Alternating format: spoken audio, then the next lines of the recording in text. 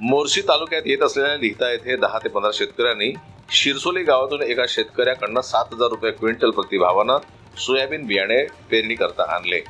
परंतु सोयाबीनची पेरणी केल्यानंतर सोयाबीन बियाण्याची उगवण क्षमता अत्यंत कमी असल्यानं सोयाबीन निघालेच नाही।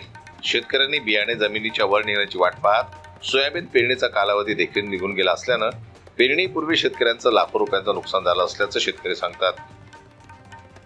हा शेतकरी आहे, आम्ही शिरसोलीहून बियाणं विकत आणलं 7,000 रुपये भावानं। या माणसानं बियाण्याची गॅरंटी घेतली।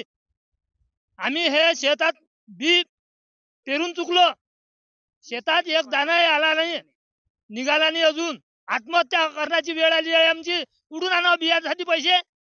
ह्या माणसाला म्हणून राहिलो आम्ही, ह्या माणूस म्हणून राहिला कुरवाडे जाय तुझ्या कोण होईन ते करून घे। आता तुमची रुची 2001 ते चांगली निघाली आणि या बियाबरोबर जे पेरलं हे शिरसोलीतला गोपाळराव कुरवाडे यांच्या जवळ आणलेलं ते फक्त 10% निघालं, बाकी सोयाबीन सडलं जमिनीतच, एक दानाही निघाला नाही। माझी मागणी एकच आहे की त्यांनी आमच्या बियाची भरपाई करून द्यावी, उद्धटपणाने बोलू नये, एवढी आमची मागणी आहे। एकाच गावातील 10 ते 15 शेतकऱ्यांना हा फटका बसला असून शेतकऱ्यांची मोठ्या प्रमाणात आर्थिक पिळवणूक झाली आहे। या बाबतीत शेतकऱ्यांच्या शेतात जाऊन प्रत्यक्ष पाहणी केली असता शेतात पेरलेली सोयाबीन निघाली नसून शेतकऱ्यांनी शेतात पेरलेल्या या सोयाबीन बियाण्याची उगवण क्षमता अत्यंत कमकुवत असल्याचं दिसून आलं। या घटनेमुळे शेतकऱ्यांनी प्रचंड संताप व्यक्त केला असून अनेकांची स्थिती बियाणे अभावी पडीक राहणार असल्याचं चित्र निर्माण झालं आहे।